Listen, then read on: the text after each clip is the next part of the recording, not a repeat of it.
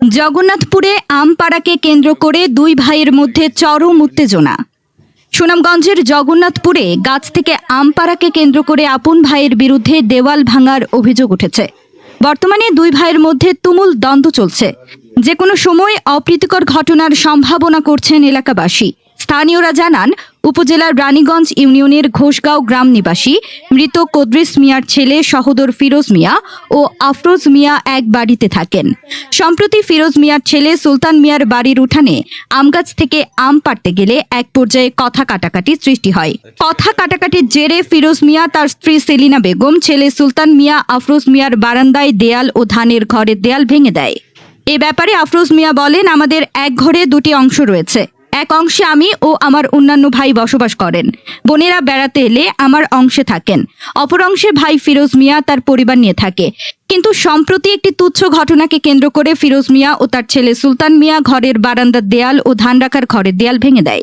তিনি আরো বলেন, ধানের ঘরের দেয়াল ভেঙে জোর করে আমার কয়েক মন ধান নিয়ে যায় ফিরোজ মিয়া ও তার ছেলে। এ ব্যাপারে তিনি সুষ্ঠু বিচার চান। জানতে চাইলে জগন্নাথপুর থানার অফিসার ইমতিয়াজ ভুইয়া বলেন, এ ঘটনায় আমরা এখনো কোনো অভিযোগ পাইনি। অভিযোগ পেলে তদন্ত করে ব্যবস্থা নেওয়া হবে।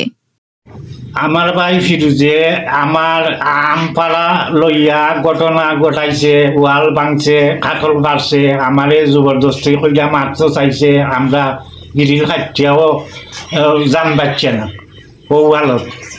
এরপরে আমরা দরজা খাটিয়াও জান বাঁচানি গেছে না। তার ফুয়া মনিরের ফুরি, তার ও চূড়ার ফুড়িরে আমরা এই বাড়ি থেকে খেতাইয়া দিবার লাগি এই ঘটনা করাইছে।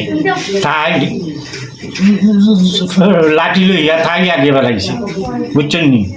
আমরা জানেন নিরাপত্তার লাগি আমরা যখন ফুয়াই তার ফুড়িরে তার বউ হে একেরে অবস্থা কাহিল করছে। আমরা ঘর থাকি বাড়াইবার ভোট দিছে না।